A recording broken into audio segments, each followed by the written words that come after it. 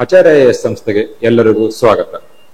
ಜ್ಞಾನಂನ ಇಂದಿನ ಸಂಚಿಕೆಯಲ್ಲಿ ನಾವು ಇವತ್ತು ಏನು ಮಾಡೋಣ ಅಂದ್ರೆ 2024ರಲ್ಲಿ ಬಂದಂತಹ ಇತಿಹಾಸಕ್ಕೆ ಸಂಬಂಧಪಟ್ಟಂತ ಬೇರೆ ಬೇರೆ ಪ್ರಶ್ನೆಗಳನ್ನ ತಗೊಂಡು ಏನ್ ಮಾಡೋಣ, ಇವತ್ತ ಚರ್ಚೆಯನ್ನ ಮಾಡೋಣ. ಅಂದ್ರೆ ಬರೆಯುವಂತ ವಿಧಿವಿಧಾನಗಳಂತ ನಾನು ಹೇಳಿದ್ನಲ್ಲ, ಆ ವಿಧಾನಗಳಲ್ಲಿ ಕೆಲವೊಂದು ಬದಲಾವಣೆಗಳನ್ನ ತರೋಣ. ಪೀಠಿಕೆ ಹೇಗಿರಬೇಕು, ಆನ್ಸರ್ ಸ್ಟ್ರಕ್ಚರ್ ಹೇಗಿರ್ಬೇಕು, ಅಂದ್ರೆ ಇವಾಗ ನಮಗೆ ವಿಷಯದ ಸಂಗ್ರಹಣೆ ಇದ್ದೇ ಇರುತ್ತೆ, ಆದರೆ ಆ ಪ್ರೆಸೆಂಟೇಶನ್ ಅಂತ ನಾವೇನ್ ಕರಿತೀವಲ್ಲ, ಆ ಪ್ರೆಸೆಂಟೇಶನ್ ನಲ್ಲಿ ಏನಾಗ್ಬೇಕು, ಇವಾಗ ಕೆಲವೊಂದು ಬದಲಾವಣೆಗಳನ್ನ ಮಾಡ್ಕೊಳ್ಳೋಣ.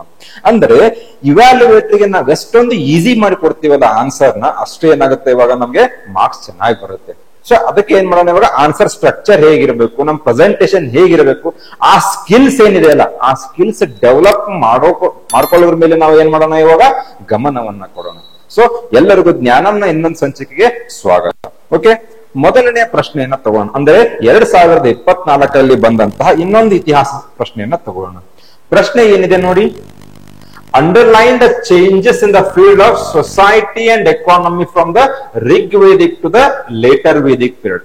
ಋಗ್ವೇದದಿಂದ ಉತ್ತರ ವೇದಿಕ್ ಕಾಲದವರೆಗೆ ಸಮಾಜ ಮತ್ತು ಆರ್ಥಿಕ ವ್ಯವಸ್ಥೆಯಲ್ಲಿ ಜರುಗಿದ ಬದಲಾವಣೆಗಳನ್ನ ಪಟ್ಟಿ ಮಾಡಿ.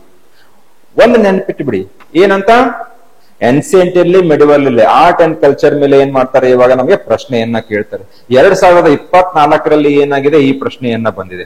2023ರಲ್ಲಿ ಕೂಡ ಏನ್ ಮಾಡಿದ್ದಾರೆ, ವೇದಿಕ್ ಕಾಲಘಟ್ಟದ ಮೇಲೆ ಪ್ರಶ್ನೆಯನ್ನ ಕೇಳಿದ್ದಾರೆ. ಏನ್ ಕೇಳಿದ್ದಾರೆ, features of the Vedic society, ಅಂದ್ರೆ ವೇದಿಕ್ ಕಾಲಘಟ್ಟದಲ್ಲಿ ಇದ್ದಂತಹ ಸಾಮಾಜಿಕ ವ್ಯವಸ್ಥೆ ಏನಿತ್ತಲ್ಲ, ಅದರ ವೈಶಿಷ್ಟ್ಯತೆಗಳನ್ನ ಏನ್ ಮಾಡ್ಬೇಕು ನೀವು ವಿವರಿಸಿ ಅಂತ ಕೇಳಿದ್ದಾರೆ. ನೋಡಿ, 23ರಲ್ಲೂ ಕ್ವಶನ್ ಬಂದಿದೆ, 24ರಲ್ಲೂ ಕ್ವಶನ್ ಬಂದಿದೆ. ಇದಕ್ಕೆ ನಾವು ಹೇಳೋದು ಪ್ರೀವಿಯಸ್ ಇಯರ್ ಕ್ವಶನ್ಸ್ ನ ಸಾಲ್ವ್ ಮಾಡ್ಬೇಕು. ಅವಾಗ ಮಾತ್ರ ನಮ್ಗೆ ಏನ್ ಗೊತ್ತಾಗುತ್ತೆ, ಯಾವ ರೀತಿಯಾಗಿ ಓದಬೇಕು, ಯಾವ ರೀತಿಯಾಗಿ ಉತ್ತರಗಳನ್ನ ಬರೀಬೇಕಂತ ನಮ್ಗೆ ಏನಾಗುತ್ತೆ ಗೊತ್ತಾಗುತ್ತೆ.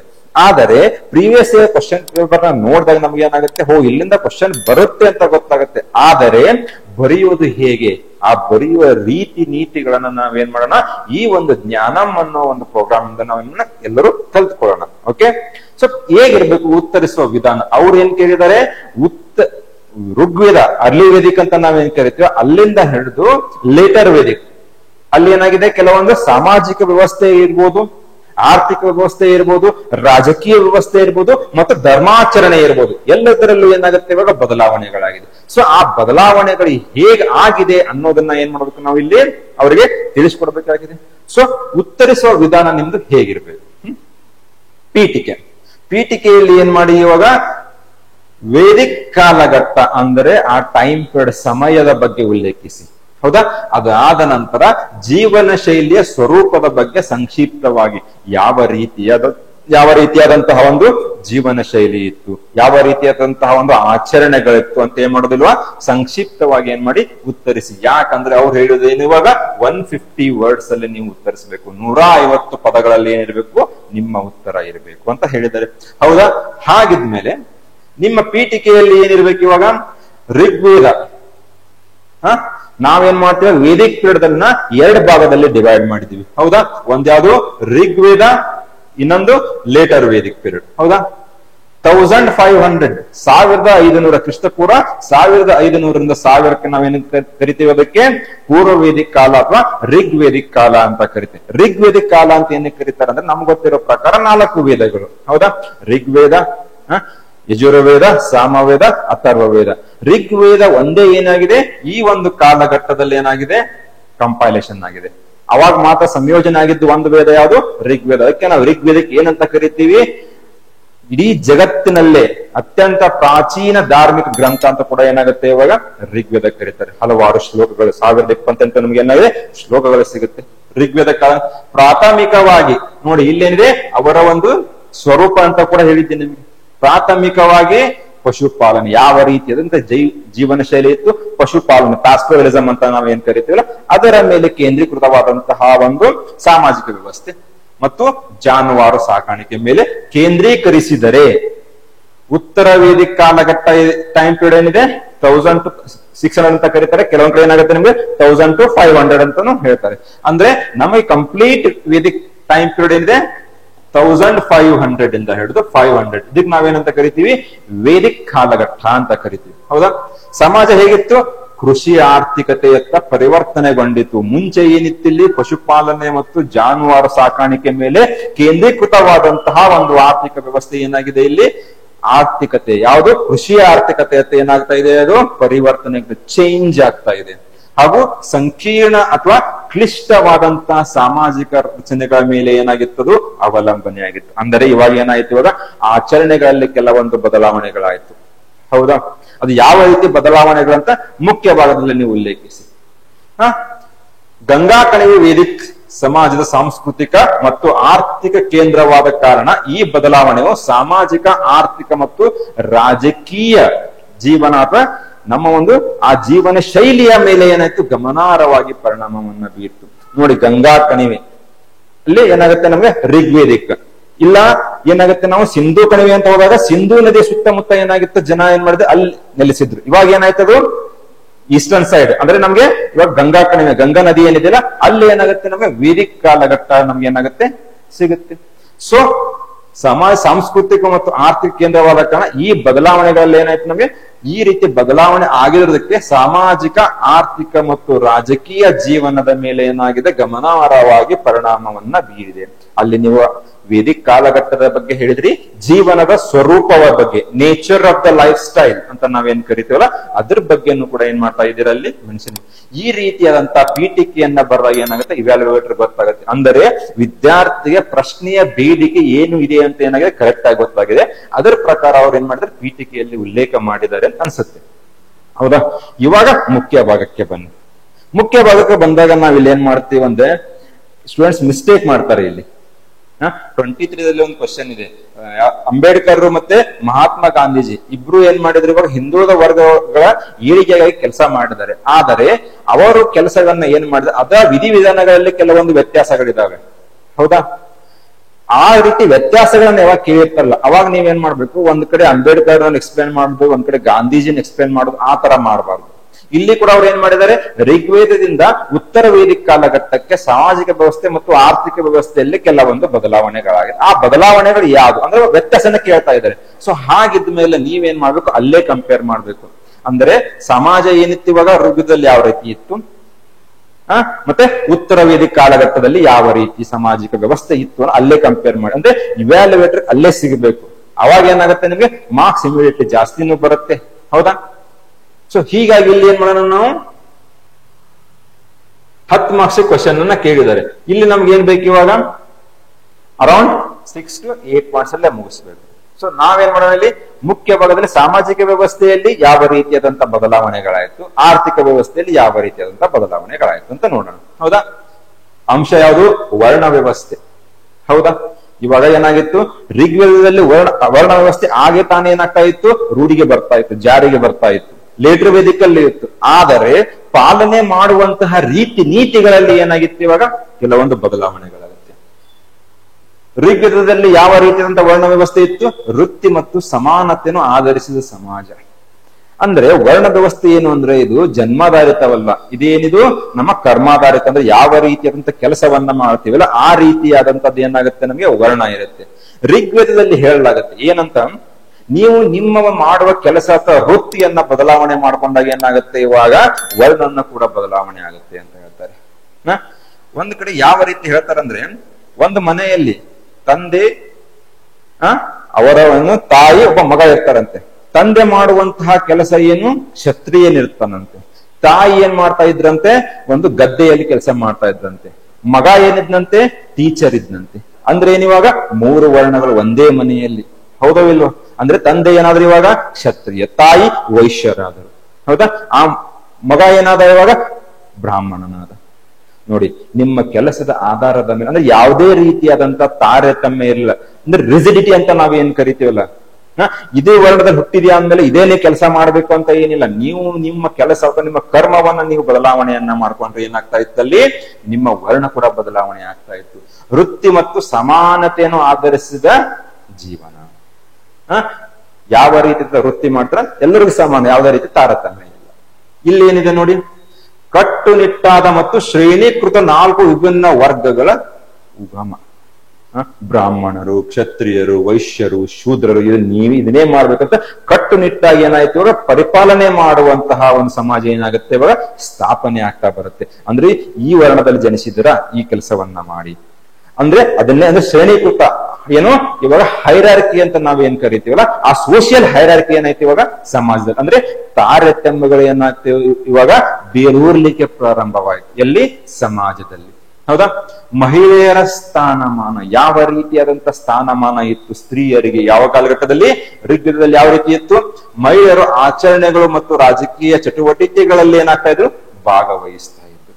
ಯಾವುದೇ ಏನೇ ಇಲ್ಲಿ ಆಚರಣೆಗಳು ಅಲ್ಲಿ ಅವರು ಕೂಡ ಏನಾಗ್ತಾ ಇದ್ರು? ಭಾಗವಹಿಸ್ತಾ ಇದ್ರು. ಋಗ್ವೇದದಲ್ಲಿ ನಮ್ಗೆ 4 ಏನಾಗುತ್ತೆ ಇವಾಗ ಸಭೆಗಳ ಬರುತ್ತೆ. ಸಭಾ, ಸಮಿತಿ, ವಿಧಿ, ಅದು ಗಣ ಮತ್ತ ವಿಧಾತ ಅಂತ ಹೇಳ್ಬಿಟ್ಟು. ಎಸ್ಪೆಷಲಿ ವಿಧಾತ ಅನ್ನೋ ಒಂದು ಸಭೆಯಲ್ಲಿ ಏನಾಗ್ತಾ ಇದ್ರು? ಮಹಿಳೆಯರು ಮಾತ್ರ ಭಾಗವಹಿಸ್ತಾ ಇದ್ರು. ಅಂದರೆ ಅವರಿಗೆ ಯಾವುದೇ ರೀತಿಯಾದಂತಹ ಒಂದು ಏನಾಗಿತ್ತು ಇವಾಗ ರೆಸ್ಟ್ರಿಕ್ಷನ್ ಅನ್ನೋದು ಇರ್ಲಿಲ್ಲ. ಇಲ್ಲಿ ಮಹಿಳೆಯರಿಗೆ ಅದು ಇರ್ಲಿ. ಅದಾದ ನಂತರ ಸಮಾಜದಲ್ಲಿ ಯಾವುದೇ ರೀತಿಯಾದಂತ ಅನಿಷ್ಟ ಪದ್ಧತಿಗಳಾಗಿದ್ದಂತ ಅಂದ್ರೆ ಮಹಿಳೆಯರಿಗೆ ಸಂಬಂಧಪಟ್ಟಂತ ಕೆಲವೊಂದು ಏನಾಗಿತ್ತು ಅನಿಷ್ಟ ಪದ್ಧತಿಗಳು ಬರ್ಲಿಕ್ಕೆ ಸ್ಟಾರ್ಟ್ ಆಗುತ್ತೆ. ಉದಾಹರಣೆಗೆ ಬಾಲ್ಯ ವಿವಾಹ ಇರಬಹುದು, ಸತಿ ಪದ್ಧತಿ ಇರಬಹುದು. ಇದು ಯಾವುದೇ ರೀತಿ ಇರ್ಲಿಲ್ಲ. ಸಮನಾದ ಹಕ್ಕುಗಳಿತ್ತು. ಹೌದಾ? ಸಮನಾದ ಸ್ವಾತಂತ್ರ್ಯವನ್ನ ಅವರಿಗೆ ಇನ್ನು ಇತ್ತು. ಪಿತ್ರಾರ್ಜಿತವಾಗಿ ಬಂದಂತ ಆಸ್ತಿಯಲ್ಲಿ ಕೂಡ ಏನಾಗಿತ್ತು? ಸ್ತ್ರೀಯರಿಗೆ ಒಂದು ಸಮಪಾಲು ನೀಡಲಾಗ್ತಾ ಇತ್ತು. ಆ ರೀತಿಯಾದಂತ ಏನಿತ್ತು ಸಮಾಜ ಇತ್ತು. ಯಾವಾಗ? ಋಗ್ವೇದ. ಅಂದರೆ ಒಂದು ಒಳ್ಳೆಯ ಸ್ಥಾನಮಾನ ಕೂಡ ಅವ್ರು ಏನ್ ಮಾಡ್ತಾ ಇದ್ರು? ಹೊಂದಿದ್ದರು. ಯಾವಾಗ? ಋಗ್ವೇದದಲ್ಲಿ. ಆದರೆ ಉತ್ತರ ವೇದಿಕ ಕಾಲಘಟ್ಟದಲ್ಲಿ ಏನಾಯ್ತದು? ಕೆಲವೊಂದು ಬದಲಾವಣೆಗಳಾಗತ್ತೆ. ಏನಾಗತ್ತೆ? ಪ್ರಭುತ್ವದ ಅಂದ್ರೆ ಪಿತೃ ಪ್ರಧಾನ ಅಂತ ನಾವೇನ್ ಕರಿತೀವಲ್ಲ ಅದು ರೂಢಿಗಳು ಹೆಚ್ಚು ಸ್ಥಾಪಿತವಾದಂತೆ ಮಹಿಳೆಯರ ಸ್ಥಾನಮಾನ ಕುಸಿಯಿತು. ಶಿಕ್ಷಣ ಮತ್ತು ಆಸ್ತಿಯಲ್ಲಿ ಮಹಿಳೆಯರಿಗೆ ಸೀಮಿತ ಹಕ್ಕುಗಳನ್ನ ಏನಾಗ್ತಿವತ್ತು ನೀಡಲಾಗ್ತಾ ಇತ್ತು. ನಾನು ನಿಮ್ಗೆ ಹೇಳಿದೆ ಋಗ್ವೇದದಲ್ಲಿ 4 ರೀತಿಯ ಸಭೆಗಳು ಬರುತ್ತೆ ಅಂತ. ಸಭಾ, ಸಮಿತಿ, ಗಣ ಮತ್ತು ವಿಧಾತ ಅಂತ ಹೇಳ್ಬಿಟ್ಟು. ಇವಾಗ ಏನಾಗುತ್ತೆ? ಋಗ್ವೇದದಲ್ಲಿ ಗಣ ಮತ್ತು ವಿಧಾತ ಅನ್ನೋದು ಏನಾಗುತ್ತೆ? ಕಂಪ್ಲೀಟ್ ಡಿಸ್ಅಪಿಯರ್ ಆಗಿ ಹೋಗ್ಬಿಡುತ್ತೆ. ಅದು ಸಮಾಜದಲ್ಲಿ ಸಿಗೋದೇ ಇಲ್ಲ. ಸಭಾ ಮತ್ತೆ ಸಮಿತಿ ಎರಡೇ ಉಳ್ಕೊಂಡ್ಬಿಡುತ್ತೆ. ಸೊ ಹೀಗಾಗಿ ರಾಜಕೀಯ ಚಟುವಟಿಕೆಗಳಲ್ಲೂ ಕೂಡ ಅವ್ರು ಏನಾಗ್ತಾರೆ? ಭಾಗವಹಿಸೋದಿಲ್ಲ. ಮುಂಚೆ ಶಿಕ್ಷಣ ಅವ್ರಿಗೆ ಕೂಡ ನೀಡಲಾಗ್ತಾ ಇತ್ತು. ಇವಾಗ ಏನಾಗುತ್ತೆ? ಅವರು 4 ಗೋಡೆಗಳಿಗೆ ಸೀಮಿತವಾಗುವಂತಹ ಒಂದು ಪರಿಸ್ಥಿತಿ ಬರ್ಲಿಕ್ಕೆ ಸ್ಟಾರ್ಟ್ ಆಗುತ್ತೆ. ಅಂದರೆ ಸೀಮಿತವಾದಂತಹ ಹಕ್ಕುಗಳನ್ನು ನೀಡಲಾಯಿತು. ಯಾರು ನೀಡಿದ್ರು? ಆಗಿಂದ ಜನರೇ ನೀಡಿದ್ರು. ಮಹಿಳೆಯರ ಸ್ಥಾನಮಾನ ಈ ರೀತಿಯಾಗಿ ಕುಸಿತ ಬಂತು. ಸೊ ಸಮಾಜದಲ್ಲಿ ಬದಲಾವಣೆ ಆಯ್ತು. ಎಲ್ಲಿಂದ? ಋಗ್ವೇದದಿಂದ ಮತ್ತೆ ಲೇಟರ್ ವೇದ. ಧಾರ್ಮಿಕ ಆಚರಣೆಗಳಲ್ಲಿ ಕೂಡ ಏನಾಯ್ತು? ಇವಾಗ ಕೆಲವೊಂದು ಬದಲಾವಣೆ ಆಗುತ್ತೆ. ಏನು ಬದಲಾವಣೆ ಆಗುತ್ತೆ? ವರುಣ, ಇಂದ್ರ, ಅಗ್ನಿ ಮುಂತಾದ ಪ್ರಕೃತಿಯ ದೇವತೆಗಳನ್ನ ಏನ್ ಮಾಡ್ತಾ ಇದ್ರು? ಋಗ್ವೇದದ ಒಂದು ಟೈಮ್ ಪೀರಿಯಡ್ ಪೂಜಿಸಲಾಗ್ತಾ ಇತ್ತು. ಅನಿಮಿಸಮ್ ಅಂತ ಕರಿತೀವಲ್ಲ, ಅಂದ್ರೆ ವರ್ಷಿಪಿಂಗ್ ದ ಮದರ್ ನೇಚರ್. ವಾಯು ಆಗಿರ್ಬೋದು, ಇದನ್ನೆಲ್ಲ ಅವ್ರು ಏನ್ ಮಾಡ್ತಾ ಇದ್ರು? ವರ್ಷಿಪ್ ಮಾಡ್ತಾ ಇದ್ರು. ಎಲ್ಲಿ? ಋಗ್ವೇದದಲ್ಲಿ. ಮತ್ತೆ ಇಲ್ಲಿ ಯಾವುದೇ ರೀತಿಯಾದಂತ ಆಡಂಬರತೆ ಇರಲಿಲ್ಲ. ಆದ್ರೆ ಇಲ್ಲೇನಾಯ್ತು? ಇಂದ್ರ ಏನಾಗಿತ್ತು? ಪ್ರಮುಖ ದೇವತೆ ಆಗಿದ್ದ. ಯಾವಾಗ? ಋಗ್ವೇದದಲ್ಲಿ. ಇಲ್ಲೇನಾಗುತ್ತೆ? ಇವಾಗ ಅದ್ರ ರೀಪ್ಲೇಸ್ ಆಗ್ತಾನೆ ಇಂದ್ರ. ಅದ್ರ ಬದಲು ಯಾರು ಮಾಡ್ತಾರೆ? ಪ್ರಜಾಪತಿಯನ್ನು ಪ್ರಮುಖವಾಗಿ ಪೂಜಿಸಲಾಗುತ್ತಿತ್ತು. ಮತ್ತು ಹೆಚ್ಚು ವಿಸ್ತೃತ ಆಚರಣೆಗಳು ಜಾರಿಗೆ ಬಂದರು. ಅಂದ್ರೆ ಹೋಮ ಹವನಗಳು, ಯಜ್ಞ ಯಾಗಗಳು, ವಿಸ್ತೃತವಾದಂತಹ ಒಂದು ಏನಾಗುತ್ತೆ? ಇವಾಗ ಧಾರ್ಮಿಕ ಆಚರಣೆಗಳು ಏನಾಯ್ತು? ಜಾರಿ ಅಲ್ಲೇ ಕಂಪೇರ್ ಮಾಡಿದ್ರು. ಹೌದಾ? ನೆಕ್ಸ್ಟ್ ಏನಿದೆ? ವೇದಿಕ್ ಶಿಕ್ಷಣ. ಯಾವ ರೀತಿಯಾದಂತಹ ಶಿಕ್ಷಣವಿತ್ತು? ಎಲ್ಲರಿಗೂ ಮುಕ್ತವಾಗಿತ್ತು. ಅಂದ್ರೆ ಯಾವುದೇ ಒಬ್ಬ ವ್ಯಕ್ತಿ ಸಮಾಜದಲ್ಲಿ ಅಲ್ಲಿ ಅವಾಗಿನ ವರ್ಗ ಅನ್ನೋದಿಲ್ಲ. ಸಮಾಜದಲ್ಲಿ ಯಾರೇ ಇರಲಿ, ಅದು ಇರ್ರೆಸ್ಪೆಕ್ಟಿವ್ ಆಫ್ ದ ವರ್ಣ, irrespective of the gender, irrespective of the region, each and every one had the access to the education. ಎಲ್ಲರಿಗೂ ಮುಕ್ತವಾದಂತಹ ಒಂದು ಶಿಕ್ಷಣ. ಆದ್ರೆ ಇಲ್ಲಿ ಏನಾಗುತ್ತೆ? ಮೇಲ್ವರ್ಣದವರೆಗೆ ಮಾತ್ರ ಶಿಕ್ಷಣ ಏನಾಯ್ತು? ಇವಾಗ ಸೀಮಿತ ಆಗ್ತಾ ಬಂತು. ಯಾಕಂದ್ರೆ ವರ್ಣ ವ್ಯವಸ್ಥೆಯಲ್ಲಿ ಕೆಲವೊಂದ್ ಕಡೆ ನಾವು ಏನ್ ಮಾಡ್ತೀವಿ? ಉಪನಯನ ಸೆರೆಮನಿ ಅಂತ ಮಾಡ್ಲಿಕ್ಕೆ ಸ್ಟಾರ್ಟ್ ಆಯ್ತು. ಉಪನಯನ, ವೇರಿಂಗ್ ದ ಸ್ಯಾಕ್ರೆಡ್ ಥ್ರೆಡ್, ಪವಿತ್ರವಾದಂತಹ ಒಂದು ಥ್ರೆಡ್ ನ ಹಾಕೊಳ್ಳುದು. ಅಂದ್ರೆ ಆ ಒಂದು ಉಪನಯನ ಸೆರೆಮನಿ ಯಾರಿಗಿತ್ತು? ಮೇಲಿನ 3 ವರ್ಣದವರಿಗೆ, ಅಂದ್ರೆ ಬ್ರಾಹ್ಮಣರು, ಕ್ಷತ್ರಿಯರು ಮತ್ತೆ ವೈಶ್ಯರಿಗೆ ಮಾತ್ರ ಉಪನಯನ ಸೆರೆಮನಿಗೆ ಒಳಪಡುವಂತಹ ಒಂದು ಏನಾಗುತ್ತೆ? ರೂಢಿ ಬರ್ಲಿಕ್ಕೆ ಸ್ಟಾರ್ಟ್ ಮಾಡ್ತಾರೆ. ಯಾರು ಉಪನಯನ ಸೆರೆಮನಿಗೆ ಇದು ಮಾಡ್ತಾರಲ್ಲ, ಒಳಗೊಳ್ತಾರ, ಅವ್ರಿಗೆ ಏನಂತ ಕರೀಲಿಕ್ಕೆ ಪ್ರಾರಂಭ ಮಾಡಿದ್ರು? ಬೀಜ, ಅಂದ್ರೆ ಟ್ವೈಸ್ ಬಾರ್ನ್, 2 ಸಲ ಜನ್ಮ ಆಗುತ್ತಂತೆ. ಅಂದ್ರೆ ಆ ಉಪನಯನ ಸೆರೆಮನಿ ಆದ ನಂತರ ಶಿಕ್ಷಣಕ್ಕೆ ಏನಾಗುತ್ತೆ? ನೀವು ಹೋಗ್ತೀರ. ಅದೇನು ಟ್ವೈಸ್ ಬಾರ್ನ್, ಇನ್ನೊಂದ್ಸಲ ಏನಾಗುತ್ತೆ ನಮ್ಗೆ ಜನ್ಮವಾಗುತ್ತೆ ಅಂತ. ಸೊ ಹೀಗಾಗಿ ಏನಾಯ್ತು ಇವಾಗ ವೇದಿಕ ಶಿಕ್ಷಣ ಮೇಲ್ವರ್ಣದವರಿಗೆ ಏನಾಗುತ್ತೆ ಸೀಮಿತವಾಗಿದೆ. ಇದು ಸಮಾಜದಲ್ಲಿ ಕೆಲವೊಂದು ಬದಲಾವಣೆಗಳಾಗಿದೆ. ಇದೇ ರೀತಿ ಹಲವಾರು ಬದಲಾವಣೆಗಳಾಗಿದೆ. ಆದ್ರೆ ನಾವಿಲ್ಲಿ ಆನ್ಸರ್ನ ಏನ್ ಮಾಡ್ಬೇಕು, ರೆಸ್ಟ್ರಿಕ್ಟ್ ಮಾಡ್ಬೇಕು. 4 ಪಾಯಿಂಟ್ ಸಾಕು, ಹೌದಾ? ಯಾಕಂದ್ರೆ ಎಕಾನಮಿ ಬಗ್ಗೆ ಅವ್ರು ಏನ್ ಮಾಡಿದ್ದಾರೆ ಕೇಳಿದ್ದಾರೆ. ನಾವೇನ್ ಮಾಡ್ತೀವಿ, ಸಮಾಜದ ಬಗ್ಗೆ ಚೆನ್ನಾಗಿ ಗೊತ್ತಿದೆ ಅಂತ ಹೇಳ್ಬಿಟ್ಟು ಅಲ್ಲೇ 8 ಪಾಯಿಂಟ್ ಬರೆಯೋದು, ಆ ತರ ಮಾಡ್ಲಿಕ್ಕೆ ಎರಡಕ್ಕೂ ಏನ್ ಮಾಡ್ಬೇಕು, ಇವಾಗ ಅದೇ ಅಂತ ಮಹತ್ವವನ್ನ ನೀಡಬೇಕು, ಹೌದಾ? ನೆಕ್ಸ್ಟ್ ಎಕಾನಮಿ, ಸಂಪತ್ತು. ಜಾನುವಾರು ಸಂಪತ್ತಿನ ಪ್ರಮುಖ ಸಂಕೇತವಾಗಿತ್ತು. ಅಂದರೆ ಅವ್ರದ್ದು ಆರ್ಥಿಕ ವ್ಯವಸ್ಥೆ ಎದು ಸುತ್ತರಿತಾ ಇತ್ತು, ಗೋವು. ಅದಕ್ಕೆ ಏನಂತ ಕರೀತಾರೆ, ಗವಿಷ್ಟಿ. ಆ ಸಂಪತ್ತಿಗೆ ಏನಂತ ಕರೀತಾ ಇದ್ರು, ಗವಿಷ್ಟಿ, ಹೌದಾ? ಅವ್ರಿಗೆ ಯಾವುದೇ ರೀತಿಯಾದಂತ ಭೂಮಿಗೆ ಅಷ್ಟೊಂದು ಮಹತ್ವವನ್ನು ನೀಡಲಾಗ್ತಾ ಇರಲಿಲ್ಲ. ಯಾವುದೇ ಯುದ್ಧಗಳಾದ್ರೂ ಕೂಡ ಆ ಒಂದು ಯಾವುದಕ್ಕೆ, ಜಾನುವಾರು ಸಂಪತ್ತನ್ನ ಹೊಂದೋದಕ್ಕೆ ಯುದ್ಧಗಳಾಗ್ತಾ ಇತ್ತು ಹೊರತು ಭೂಮಿಗೋಸ್ಕರ ಯುದ್ಧಗಳಾಗ್ತಾ ಇರಲಿಲ್ಲ. ಆದರೆ ಉತ್ತರ ವೇದಿಕ ಕಾಲಘಟ್ಟದಲ್ಲಿ ಏನಾಯ್ತು, ಭೂ ಮಾಲೀಕತ್ವ ಮತ್ತು ಕೃಷಿ ಉತ್ಪಾದಕ ಸಂಪತ್ತಿನ ಪ್ರಮುಖ ಸಂಕೇತಗಳಾದ ಕೃಷಿ ಬರ್ಲಿಕ್ಕೆ ಸ್ಟಾರ್ಟ್ ಆಯ್ತು.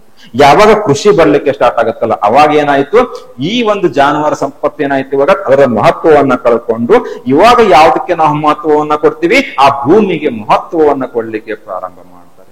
ಸೊ ಇದೇ ಏನಾಗುತ್ತೆ, ಇವಾಗ ಮುಂದೆ ಮಹಾಜನಪದಗಳಿಗೆ ದಾರಿ ಮಾಡಿಕೊಡುತ್ತೆ. ಅಂದ್ರೆ ನಾವೇನ್ ಇಲ್ಲಿವರೆಗೂ ಏನ್ ಮಾಡ್ತಾ ಇದ್ವಿ, ಜಾನುವಾರು ನಮ್ ಸಂಪತ್ತನ್ನ ಅಂತ ಅನ್ಕೊಂಡಿದ್ವಿ. ಇವಾಗ ಏನಾಯ್ತು, ಭೂಮಿ, ಟೆರಿಟರಿ. ಆ ಜನಪದ ಅಂದ್ರೇನು, ಟೆರಿಟರಿ. ಅದಕ್ಕೆ ನಾವು ಮಹತ್ವವನ್ನ ಕೊಡ್ಲಿಕ್ಕೆ ಪ್ರಾರಂಭ ಮಾಡಿದ್ವಿ.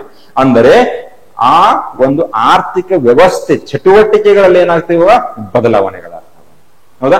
ಆರ್ಥಿಕ ಚಟುವಟಿಕೆ ಏನು, ಜಾನುವಾರು ಸಂಪತ್ತಿದೆ ಅಂದ್ರೆ ನಮ್ಗೆ ಏನಾಗುತ್ತೆ, ಪಶುಪಾಲನೆ.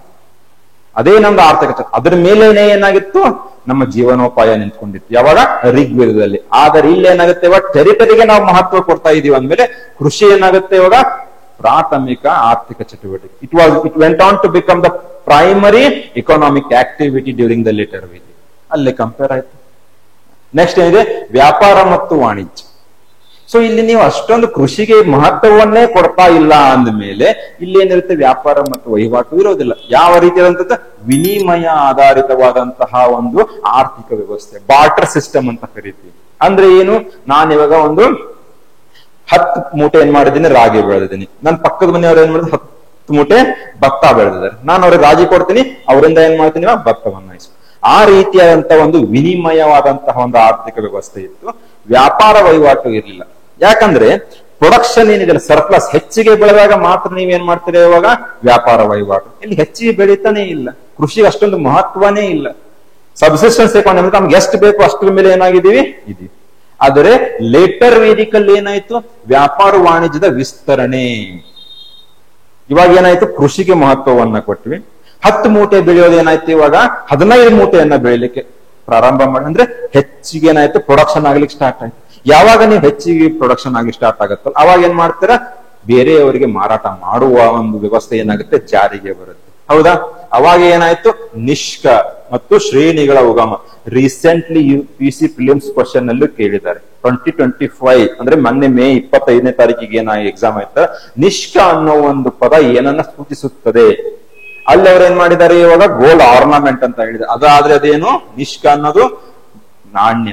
ಯಾವ ನಾಣ್ಯ, ಒಂದು ಸುವರ್ಣ ನಾಣ್ಯ, ಬಂಗಾರದ ನಾಣ್ಯ ಅದು. ಮತ್ತು ಸಂಘಗಳು ಉಗಮವಾಗಿ, ಶ್ರೇಣಿಗಳಂತ ನಾವೇನ್ ಕರಿತೀವಲ್ಲ, ಆ ವ್ಯಾಪಾರಿ ಸಂಘಗಳೇನಾಯ್ತು, ಇವಾಗ ಜಾರಿಗೆ ಬರ್ಲಿಕ್ಕೆ ಪ್ರಾರಂಭವಾಗುತ್ತೆ. ಅಂದ್ರೆ ಆ ವ್ಯಾಪಾರ ವಹಿವಾಟವನ್ನು ನೋಡ್ಕೊಳ್ಳಿಕ್ಕೆ ಏನಾಯ್ತು, ಇವಾಗ ಕೆಲವೊಂದು ಸಂಘಗಳು ಬರಲಿಕ್ಕೆ ಪ್ರಾರಂಭವಾಯಿತು.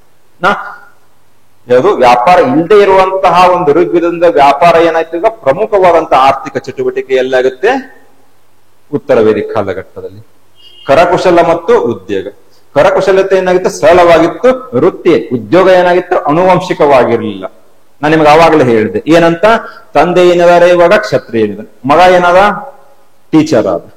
ಸೊ ಹಾಗಾಗಿ ಆ ಒಂದು ಉದ್ಯೋಗ ಅನುವಂಶಿಕವಾಗಿರ್ಲಿಲ್ಲ. ನಿಮಗೆ ಹೇಗೆ ಬೇಕು ಆಗ ಏನಾಗಿತ್ತು, ಇವಾಗ ನಿಮ್ಮ ವೃತ್ತಿಯನ್ನು ಆಯ್ಕೆ ಮಾಡಿಕೊಳ್ಳುವಂತ ಒಂದು ಸ್ವತಂತ್ರ ಏನಾಗಿತ್ತು, ಇವಾಗ ಜನರಲ್ಲಿ ಇತ್ತು. ಆದರೆ ಉತ್ತರ ವೇದಿಕ ಕಾಲಘಟ್ಟದಲ್ಲಿ ಏನಾಯ್ತು, ವಿಶೇಷ ಕರಕುಶಲತೆ ಉಗಮ ಮತ್ತು ವೃತ್ತಿಗಳು ಅನುವಂಶಿಕವಾದ. ಮುಂಚೆ ಏನ್ ಮಾಡ್ತಾ ಇದ್ರು, ಮಡಿಕೆ ಮಾಡ್ತಾ ಇದ್ರು, ಸಿಂಪಲ್ ಆಗಿರ್ತಾ ಇತ್ತು. ಆದ್ರೆ ಲೇಟರ್ ಪಾಠದಲ್ಲಿ ಏನಾಯ್ತು, ಲೇಟರ್ ವೇದಿಕಲ್ಲಿ ವಿಶೇಷವಾದಂತಹ ಮಡಿಕೆಗಳು, ಅದರ ಮೇಲೆ ಚಿತ್ರಣವನ್ನ ಬಿಡಿಸುವುದು, ಪೇಂಟಿಂಗ್ ಅಂತ ಬರ್ಲಿಕ್ಕೆ ಸ್ಟಾರ್ಟ್ ಆಗುತ್ತೆ. ಈ ರೀತಿಯಾದಂತ ವಿಶೇಷ ಕರಕುಶಲತೆ ಉಗಮ ಮತ್ತು ವೃತ್ತಿಗಳೇನಾಯ್ತು ಅನುವಂಶಿಕವಾಗಲಿಕ್ಕೆ ಪ್ರಾರಂಭ. 8 ಪಾಯಿಂಟ್. 4 ಸಮಾಜದ ಬದಲಾವಣೆ, 4 ಆರ್ಥಿಕ ವ್ಯವಸ್ಥೆಯಲ್ಲಿ ಬದಲಾವಣೆ. ಅಲ್ಲೇ ಏನ್ ಮಾಡಿ ಕಂಪ್ಯಾರಿಸನ್ ಮಾಡಿ. ಹೌದಾ? ಅದಾದ ನಂತರ ಏನಿದೆ ಉಪಸಂಹಾರದಲ್ಲಿ ಏನ್ ಮೆನ್ಷನ್ ಮಾಡ್ತೀರಾ ನೀವು? ಋಗ್ವೇದದ ಅಲೆಮಾರಿ ಅದು ಸಮಾನತಾವಾದಿ ಸಮಾಜದಿಂದ ಉತ್ತರ ವೇದಿಕ ಕಾಲ ಕಠಿಣ ವರ್ಣ ರಚನೆ ಮತ್ತು ಕೃಷಿ ಆರ್ಥಿಕತೆಗೆ ಬದಲಾವಣೆಯು ಗಂಗಾ ಕಣಿವೆಯಲ್ಲಿ ನಗರೀಕರಣ ಮತ್ತು ಮಹಾಜನಪದಗಳ ಉಗಮಕ್ಕೆ ಕಾರಣವಾಯಿತು. ಅಂದರೆ ಅರ್ಲಿ ವೇದಿಕ್ ಇಂದ ಲೇಟರ್ ವೇದಿಕ್ ಅಲ್ಲಿ ಏನು ರಾಜಕೀಯವಾಗಿ ಇರ್ಬೋದು, ಆರ್ಥಿಕವಾಗಿ ಇರ್ಬೋದು, ಸಾಮಾಜಿಕವಾಗಿ ಇರ್ಬೋದು, ಧಾರ್ಮಿಕವಾಗಿ ಇರ್ಬೋದು, ಏನು ಕೆಲವೊಂದು ಬದಲಾವಣೆಗಳಾಯ್ತಲ್ಲ, ಆ ಬದಲಾವಣೆಗಳನ್ನು ಏನಕ್ಕೆ ಕಾರಣೀಭೂತರಾಗುತ್ತವೆ? ಇವಾಗ ಗಂಗಾ ಕಣಿವೆಯಲ್ಲಿ ಏನಾಯ್ತು ಇವಾಗ ಮಹಾಜನಪದ 16 ಮಹಾಜನಪದಗಳಂತ ನಾವು ಓದ್ತೀವಿ. ನಗರೀಕರಣದ 2ನೇ ಹಂತ ಅಂತ ಕರಿತೀವಿ ನಾವು. ಯಾವುದಕ್ಕೆ? ಮಹಾಜನಪದಗಳ ಒಂದು ಯುಗಕ್ಕೆ. ಅದಕ್ಕೇನಾಯ್ತು ಇವಾಗ ದಾರಿ ಮಾಡಿಕೊಡು. ಸೊ ಈ ರೀತಿಯಾದಂತಹ ಉತ್ತರವನ್ನು ನೀವು ಬರೀಲೇಬೇಕಾಗತ್ತೆ. ನಿಮ್ಗೆ ಹೆಚ್ಚಿನ ಒಂದು ಅಂಕ ಬೇಕಾಗಿದ್ರೆ. ಹೌದಾ? ಇನ್ನೊಂದು ಪ್ರಶ್ನೆಯನ್ನ ರೆಕಾರ್ಡಿಂಗ್ ಇವಾಗ ಬಿಡಿ. ಮುಂದಿನ ಇನ್ನೊಂದು ಪ್ರಶ್ನೆಯನ್ನ ನೋಡೋಣ. ಏನಿದೆ ಪ್ರಶ್ನೆ ಇಲ್ಲಿ? How far was the industrial revolution in England responsible for the decline of the handicrafts and cottage industries in India? ಇದು ಮಾಡರ್ನಿಸ್ಟ್. ಹೌದಾ? ಇದು ಪ್ರೀವಿಯಸ್ ಇಯರ್ಸ್ ಅಲ್ಲೂ ಕ್ವಶನ್ ಬಂದಿದೆ. ಅಲ್ಲಿ ಏನ್ ಕೇಳಿದ್ದಾರೆ? ಇಲ್ಲಿ ಇಂಡಸ್ಟ್ರಿಯಲ್ ರೆವಲ್ಯೂಷನ್ ಅಂತ ಏನ್ ಕರಿತೀವಲ್ಲ ನಾವು, ಕೈಗಾರಿಕಾ ಕ್ರಾಂತಿ ಅಂತ ಏನಿದೆಯಲ್ಲ, ಈ ಕೈಗಾರಿಕಾ ಕ್ರಾಂತಿ ಇಂಗ್ಲೆಂಡ್ ನಲ್ಲೇ ಫಸ್ಟ್ ಟೈಮ್ ಯಾಕಾಯ್ತು? ಬೇರೆ ಕಡೆನೂ ಆಗ್ಬೋದಿತ್ತು. 1783 ಇವಾಗ ಏನಾಗಿದೆ, ಅಮೆರಿಕನ್ ವಾರ್ ಆಫ್ ಇಂಡಿಪೆಂಡೆನ್ಸ್ ನಡೆಯುತ್ತಾ 1775 ಇಂದ 1783 ವರೆಗೂ. ಅಲ್ಲೇ ಏನಾಯ್ತು ಇವಾಗ ಅಮೆರಿಕ ಸ್ವಾತಂತ್ರ್ಯ ಬಂತು. ಆ ಅಮೆರಿಕದಲ್ಲಿ ಆಗ್ಬೋದಿತ್ತು, ರಷ್ಯಾದಲ್ಲಿ ಆಗ್ಬೋದಿತ್ತು, ಜರ್ಮನಿದಲ್ಲಿ ಆಗ್ಬೋದಿತ್ತು.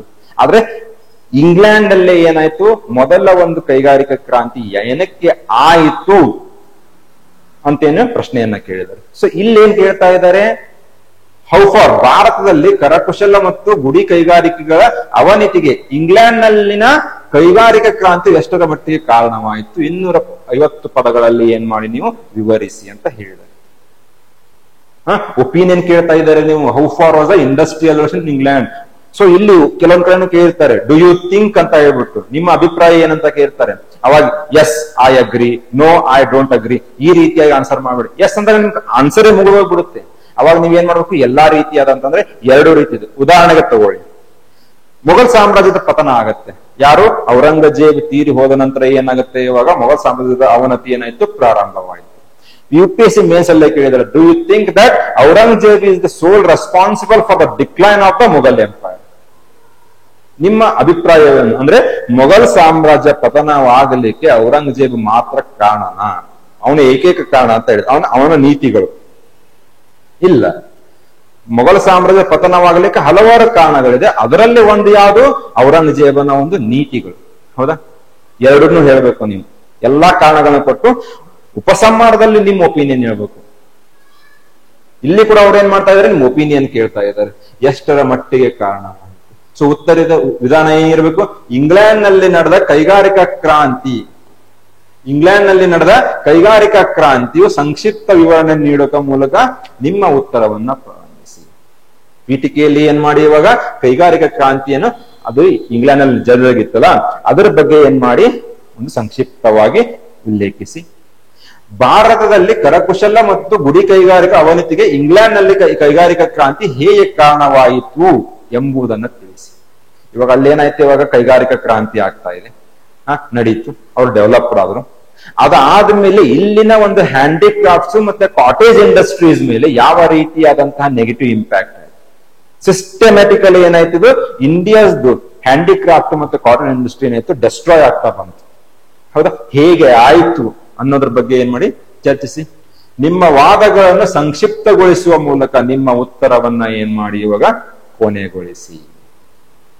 ಅಂದ್ರೆ ಏನ್ ಮುಖ್ಯ ಭಾಗದಲ್ಲಿ ಬರ್ದಿರ್ತಾರಲ್ಲ ಅದನ್ನ ಸಮರೈಸ್ ಮಾಡಿ, ಸಾರಾಂಶವನ್ನ ಇರ್ತಾ ಏನ್ ಮಾಡ್ಬೇಕು ಇಲ್ಲಿ ಕೊನೆಗೊಳಿಸಿ. ವರ್ಲ್ಡ್ ಹಿಸ್ಟ್ರಿ ಅಂತ ಬಂದಾಗ ಕೆಲವೊಂದು ಟಾಪಿಕ್ಸ್ ಬರುತ್ತೆ. ಇವಾಗ ಅಮೆರಿಕನ್ ರೆವಲ್ಯೂಷನ್, ಅಮೆರಿಕ ಕ್ರಾಂತಿ ಇರ್ಬೋದು, ಫ್ರೆಂಚ್ ರೆವಲ್ಯೂಷನ್ ಇರ್ಬೋದು, ರಷ್ಯನ್ ರೆವಲ್ಯೂಷನ್ ಇರ್ಬೋದು, first world war, second world war. ಹೌದಾ? ಈ ಕೆಲವೊಂದು ಟಾಪಿಕ್ಸ್ ಸುತ್ತನೆ ಅವ್ರು ಏನ್ ಮಾಡ್ತಾ ಇರ್ತಾರೆ? ಸುತ್ತಾಡ್ತಾರೆ. ಜಾಸ್ತಿ ಇದನ್ನ ಬಿಟ್ಟು ಅವರು ಹೊರಗಡೆ ಹೋಗೋದು ತುಂಬಾ ಕಡಿಮೆ.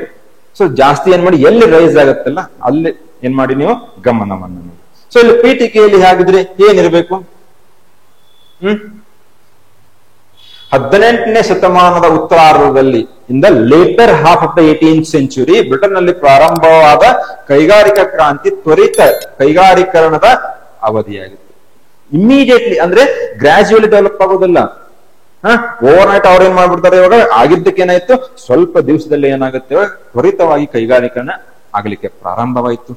ಯಾಂತ್ರೀಕೃತ ಉತ್ಪಾದನೆ, ಮಷಿನ್ ಬೇಸ್ಡ್ ಪ್ರೊಡಕ್ಷನ್ ಅಂತ ಕರಿತೀವಿ ನಾವು. ಇವಾಗ ನಾವು ಮುಂಚೆ ನೇಕಾರದ್ರು ಕೂತ್ಕೊಂಡು ಏನ್ ಮಾಡ್ತಾರೆ, ಕೈಯಿಂದ ನೇಗೆ ಮಾಡ್ತಾರೆ. ಇವಾಗ ಏನು, ಎಲ್ಲವನ್ನ ಮಷೀನ್ ಅಲ್ಲೇ ಏನಾಗುತ್ತೆ, ಇವಾಗ ಪ್ರಾಡಕ್ಟ್ಸ್ ನ ಪ್ರೊಡ್ಯೂಸ್ ಮಾಡ್ಲಿಕ್ಕೆ ಪ್ರಾರಂಭ ಮಾಡಿದ್ರು. ಇಂಜಿನ್ಸ್ ಬಂತು, ಸ್ಟೀಮ್ ಇಂಜಿನ್ಸ್ ಅಂತ ಕರಿತೀವಿ ನಾವು, ಹೌದಾ. ಅದಾದ್ಮೇಲೆ ಕಾರ್ಖಾನೆಗಳ ಸ್ಥಾಪನೆ ಸರಕುಗಳ ಬೃಹತ್ ಉತ್ಪಾದನೆಗೆ ಏನಾಯ್ತು, ಇವಾಗ ಕಾರಣವಾಯಿತು.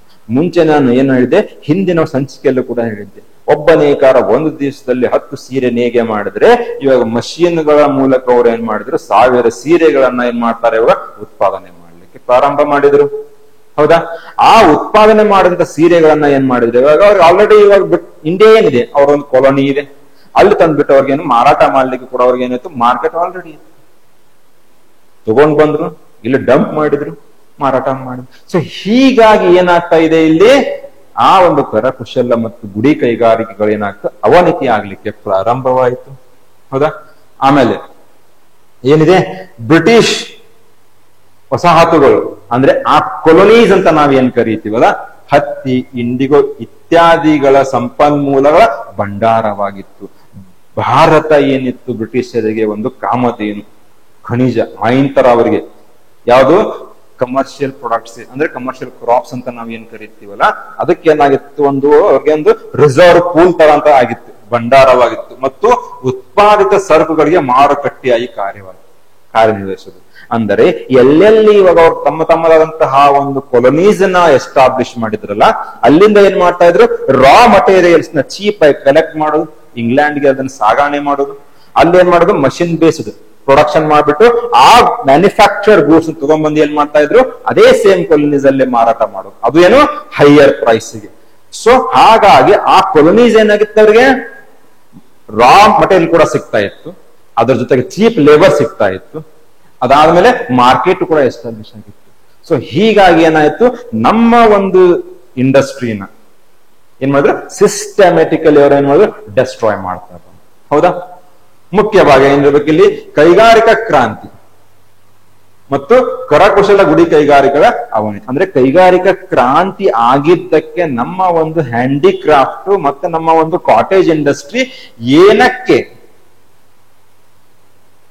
ಏನಾಯ್ತು, ಅವನತಿ ಆಯಿತು ಅಂತ ಹೇಳ್ಬಿಟ್ಟು ಕಾರಣಗಳನ್ನ ತಿಳಿಸಿ. ಯಂತ್ರ ನಿರ್ಮಿತ ಸರಕುಗಳು, ಯಂತ್ರ ನಿರ್ಮಿತ ಮಷೀನ್ ಬೇಸ್ಡ್ ಪ್ರಾಡಕ್ಟ್ಸ್ ಬರ್ಲಿಕ್ಕೆ ಪ್ರಾರಂಭವಾಯಿತು.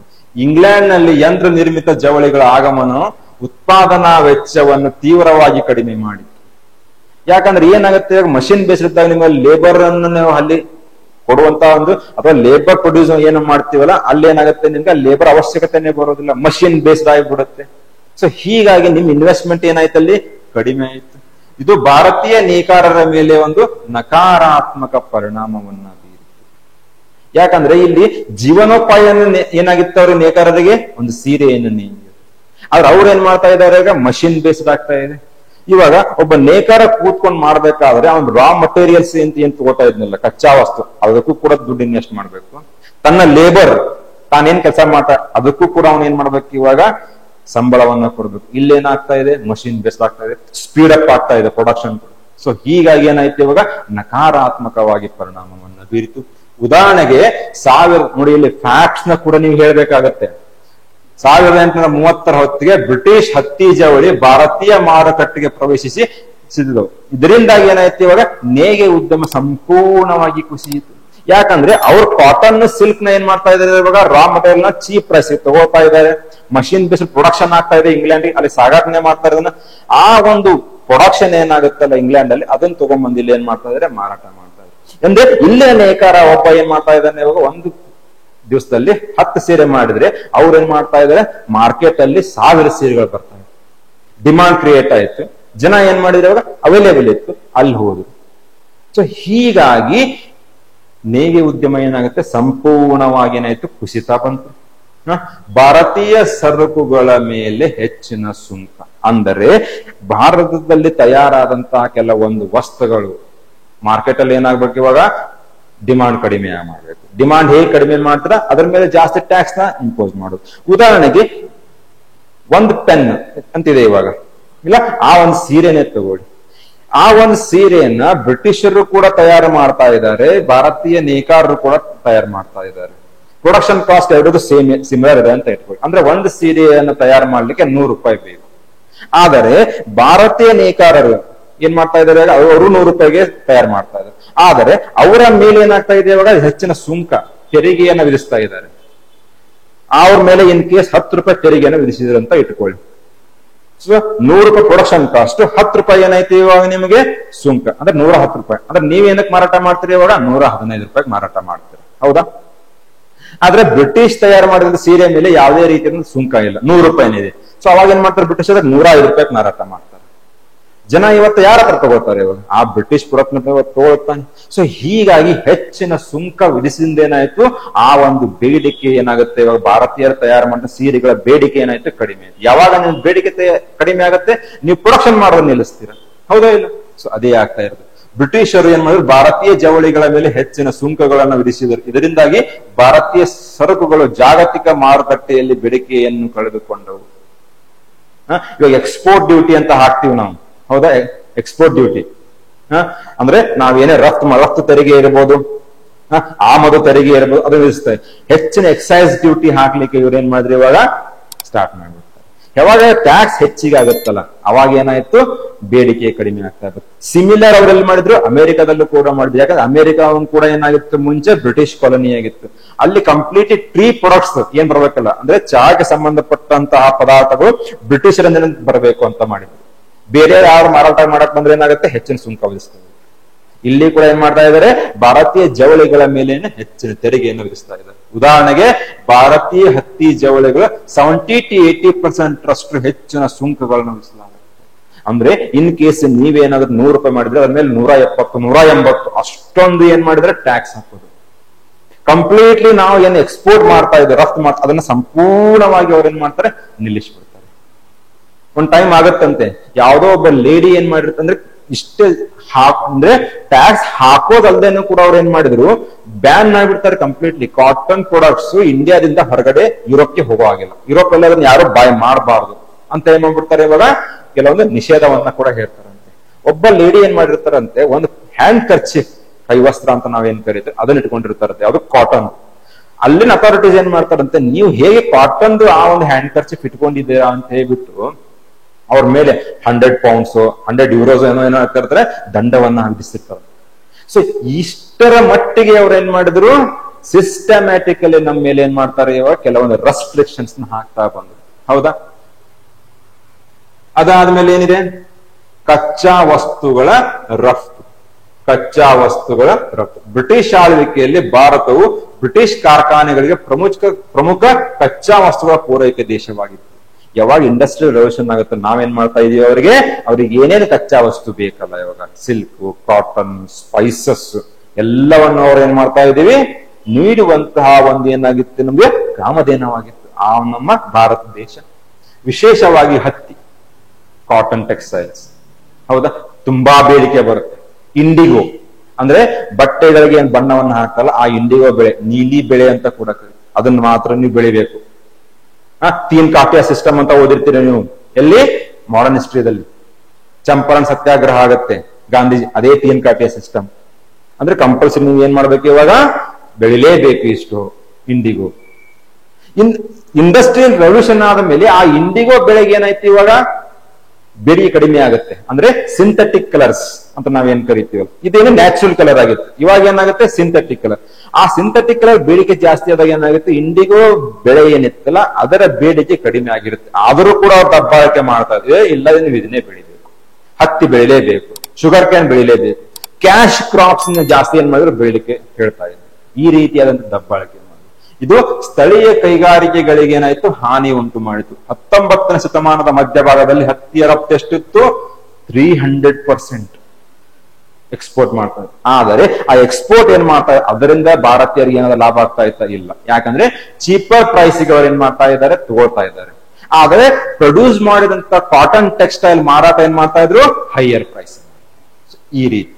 ಆಮೇಲೆ ಶೋಷಣಾ ಕೃಷಿ, ಗಣನೀಯ ಪ್ರಮಾಣದ ಭೂಮಿಯನ್ನು ಹೊಂದಿರುವ ಜನಸಂಖ್ಯೆ ಬ್ರಿಟಿಷ್ ಕೈಗಾರಿಕೆ ಅಗತ್ಯಗಳ ನಿರ್ದಿಷ್ಟ ವಾಣಿಜ್ಯ ಬೆಲೆ, ಕ್ಯಾಶ್ ಕ್ರಾಪ್ಸ್ ಅಂತ ನಿಮ್ಗೆ ಏನ್ ಹೇಳಿದೆ, ಅದನ್ನು ಮಾತ್ರ ನೀವೇನ್ ಮಾಡ್ಬೇಕು, ಬೆಳಿಬೇಕು. ಕೃಷಿಯನ್ನು ಒತ್ತಾಯಿಸಲಾಯ್ತು. ಅಂದ್ರೆ ಇಂಡಿಗೋ ಬೆಳೆ ಅಂತ ಏನ್ ಹೇಳಿ ಅದನ್ನ ಮಾತ್ರ ನೀವು ಬೆಳಿಬೇಕು. ಶುಗರ್ ಕೇನ್ ಮಾತ್ರ ಬೆಳಿಬೇಕು. ಕ್ಯಾಶ್ ಕ್ರಾಪ್ಸ್ ಗೆ ಮಾತ್ರ ಅವ್ರು ಏನ್ ಮಾಡಿದ್ರು, ಏನೋ ಮಹತ್ವವನ್ನು ನೀಡ್ತಾರೆ. ಫುಡ್ ಕ್ರಾಪ್ಸ್ ಗೆ ಯಾವುದೇ ರೀತಿಯ ಮಹತ್ವವನ್ನು ನೀಡಿಲ್ಲ. ಹೀಗಾಗಿ ಏನಾಗುತ್ತೆ, ಇವಾಗ ಕ್ಯಾಶ್ ಅಂದ್ರೆ ತಮಗ್ ಏನ್ ಬೇಕಲ್ಲ ಅದನ್ನ ಮಾತ್ರ ಬೆಳಿಲಿಕ್ಕೆ ಒತ್ತಾಯ ಮಾಡ್ಲಿಕ್ಕೆ ಏನ್ ಮಾಡಿದ್ರೆ ಪ್ರಾರಂಭವನ್ನ ಮಾಡ್ತಾರೆ. ಆಮೇಲೆ ತಾಂತ್ರಿಕ ಅಸಮಾನತೆ, ಟೆಕ್ನಾಲಜಿಕಲಿ ಏನಾಗಿದ್ದಾರೆ, ಅವರು ಡೆವಲಪ್ ಆಗಿಬಿಟ್ರು. ಇಂಡಸ್ಟ್ರಿಯಲ್ ರೆವಲ್ಯೂಷನ್ ಆಯ್ತು.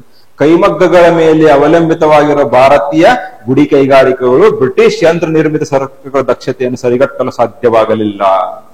ನಾವು ಕೂತ್ಕೊಂಡು ಏನ್ ಮಾಡ್ತಾರೆ, ಕೈಯಿಂದ ನೀರಿಗೆ ಮಾಡ್ತಾರೆ. ಅವ್ರು ಏನ್ ಮಾಡ್ತಾರೆ, ಮಷಿನ್ ಬೇಸ್ ಟೆಕ್ನಾಲಜಿ ಇದೆ. ಅವಾಗ ಹೇಗ್ ಬೇಕೋ ಹಾಗೆ ಬಟ್ಟೆನ ನೀಗೆ ಮಾಡ್ತಾ ಇದ್ರು. ಅದ್ರ ಮೇಲೆ ಹೇಗೆ ಡಿಸೈನ್ ಬೇಕೋ ಆ ರೀತಿ ಡಿಸೈನ್ ಮಾಡ್ತಾರೆ. ಸೊ ಹೀಗಾಗಿ ಜಾಗತಿಕ ಮಟ್ಟದಲ್ಲಿ ಏನಾಯ್ತು, ಇವಾಗ ಆ ಒಂದು ಸರಕುಗಳೇನಾಯ್ತು, ಬೇಡಿಕೆ ಕಡಿಮೆ ಆಗ್ತಾ ಬಂತು. ಉದಾಹರಣೆಗೆ ಬ್ರಿಟಿಷ್ ವಿದ್ಯುತ್ ಮಗ್ಗಗಳು ಭಾರತೀಯ ಕೈಮಗ್ಗಗಳನ್ನು ಹಿಂದಕ್ಕೆ ಸ್ಥಳೀಯ ಜವಳಿಗಳನ್ನ ಸ್ಪರ್ಧಾತ್ಮಕವಲ್ಲ ಏನೋ ಪ್ರಾಡಕ್ಟ್ ಅಂತ ಮಾಡ್ಬಿಟ್ಟು ಅವು ಕಾಂಪಿಟೇಟಿವ್ನೇ ಅಲ್ಲ ನಮ್ಗೆ ಪ್ರಾಡಕ್ಟ್ಸ್ ಅನ್ನೋ ಒಂದು ರೀತಿಯಲ್ಲಿ ಏನಾಯ್ತು, ಇವಾಗ ಜಾಗತಿಕ ಮಟ್ಟದಲ್ಲಿ ಒಂದೇನಾಯ್ತು, ಯೋಚನೆ ಮೂಡ್ಲಿಕ್ಕೆ ಪ್ರಾರಂಭವಾಯಿತು. ಹೌದಾ? ಅದಾದ ಮೇಲೆ ಮತ್ತೇನಿದೆ, ರೈಲ್ವೆ ಮತ್ತು ಸಾರಿಗೆ. ರೈಲ್ವೆ ಮತ್ತು ಸಾರಿಗೆ ಅಂದರೆ ಟೆಕ್ನಾಲಜಿಕಲಿ ಮಾತ್ರ ಅಲ್ಲ, ಇಂಡಸ್ಟ್ರಿಯಲ್ ರೆವಲ್ಯೂಷನ್ ಮಾತ್ರ ಅಲ್ಲ, ಬೇರೆ ಬೇರೆ ರೀತಿಯಾದಂತ ಕೆಲವು ಕಾರಣಗಳು ಇದ್ದು ಅದನ್ನು ಕೂಡ ಹೇಳ್ಬೇಕು ನೀವು. ಇಂಡಸ್ಟ್ರಿಯಲ್ ರೆವಲ್ಯೂಷನ್ ಮಾತ್ರ ಅಲ್ಲ, ಬೇರೆ ಕಾರಣಗಳಿಂದನೂ ಕೂಡ ಏನಾಗಿದೆ, ಇವಾಗ ನಮ್ಮ ಒಂದು ಕರಕುಶಲ ಮತ್ತು ಗುಡಿ ಕೈಗಾರಿಕೆ ಅನ್ನೋದು ಅವನತಿ ಆಯ್ತು. ಓನ್ಲಿ ಇಂಡಸ್ಟ್ರಿಯಲ್ ರೆವಲ್ಯೂಷನ್ ಅಂತ ಹೇಳ್ಬಾರ್ದು ನಾವಿಲ್ಲಿ, ಎಲ್ಲ ಬೇರೆ ಬೇರೆ ಕಾರಣಗಳಿದೆ.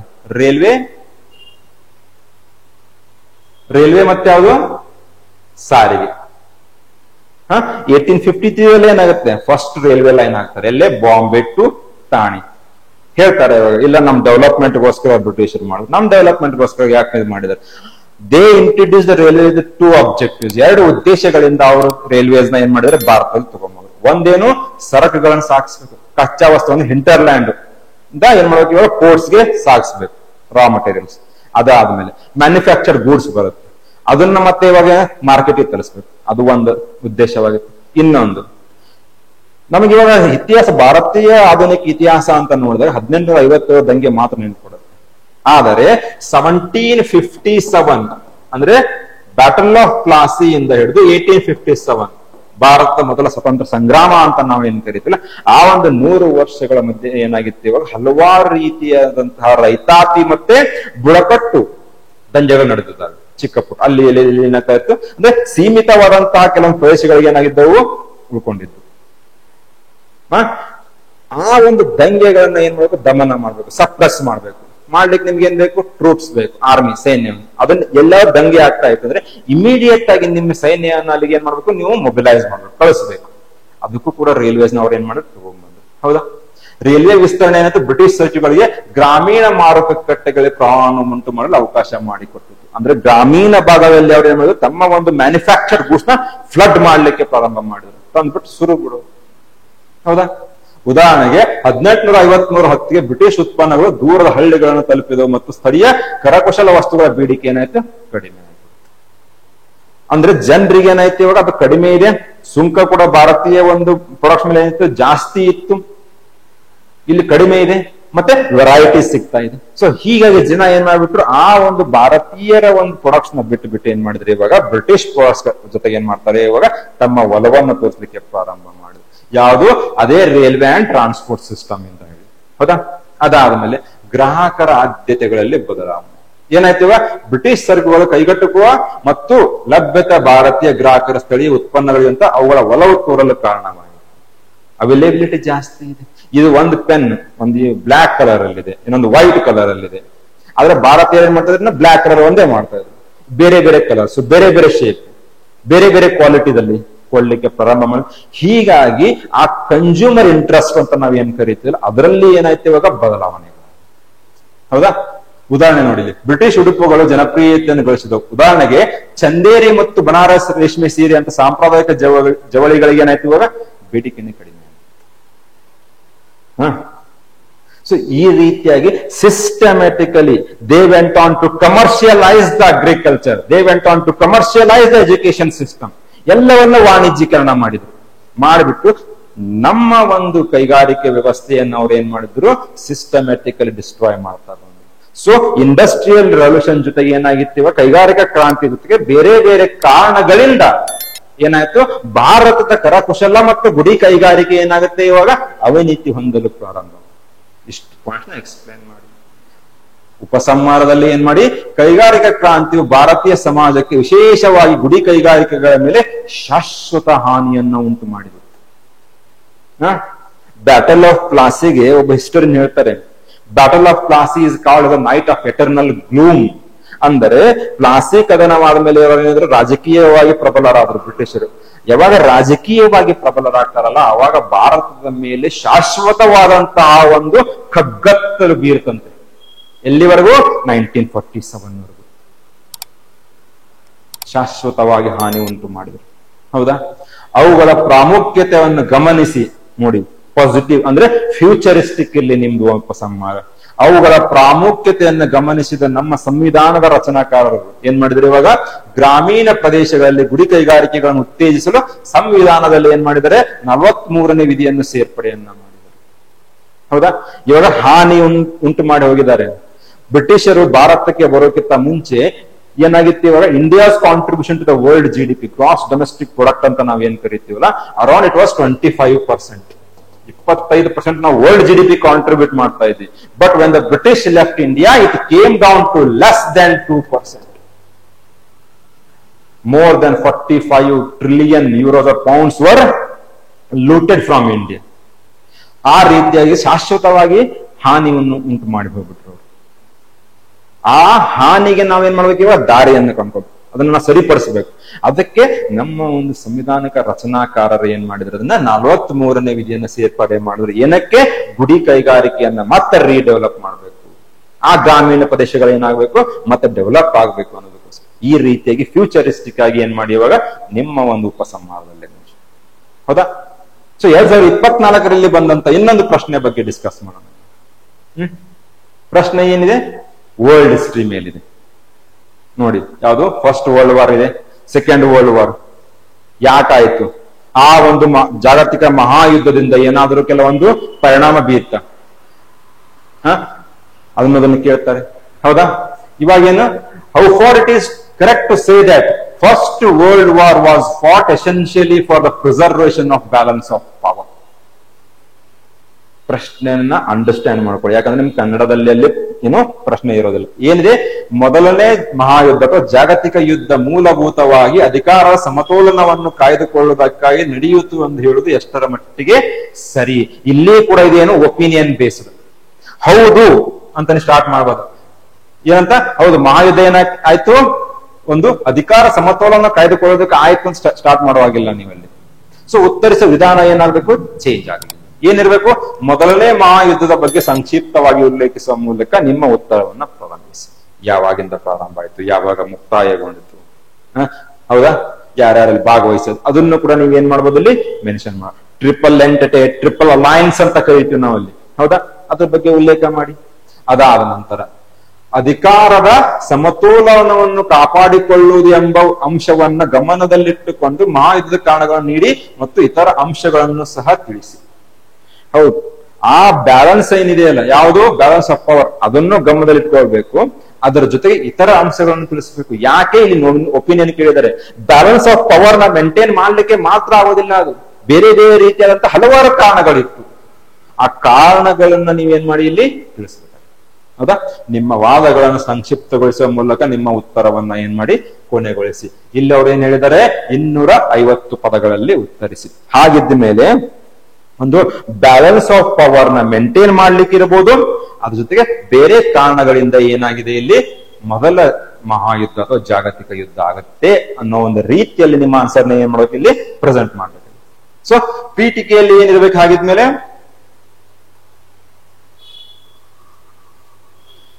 ಜುಲೈ 1914ರಿಂದ ನವೆಂಬರ್ 1918ರವರೆಗೆ ನಡೆದ ಮೊದಲನೇ ಮಹಾಯುದ್ಧ ಮಿತ್ರ ಪಕ್ಷಗಳು ಹಾಗೂ ಕೇಂದ್ರೀಯ ಶಕ್ತಿಗಳು ಆಲೀಸ್ ಸೆಂಟ್ರಲ್ ಪವರ್ಸ್ ಅಂತ ಕರಿತೀವಿ ನಾವು ಅವರಿಗೆ ನಡುವೆ ಜರುಗಿತು. ಯುರೋಪ್ನಲ್ಲಿ ಅಧಿಕಾರದ ಸಮತೋಲನವನ್ನು ಕಾಯ್ದುಕೊಳ್ಳಲು ಯುದ್ಧವನ್ನು ನಡೆಸಲಾಯಿತು ಎಂದು ಆಗಾಗ ವಾದಿಸಲಾಗಿದ್ದರೂ ಕೂಡ ಈ ದೃಷ್ಟಿಕೋನ ಸಂಘರ್ಷಣಕ್ಕೆ ಕಾರಣವಾದ ಸಂಕೀರ್ಣ ಪರಿಸ್ಥಿತಿಗಳ ಭಾಗಶಃ ಮಾತ್ರ ವಿವರಿಸುತ್ತದೆ. ಅಂದರೆ ಆ ಬ್ಯಾಲೆನ್ಸ್ ಆಫ್ ಪವರ್ ನ ಮೇಂಟೈನ್ ಮಾಡೋದನ್ನು ಒಂದು ಅಂಶ ಮಾತ್ರ ಇದು.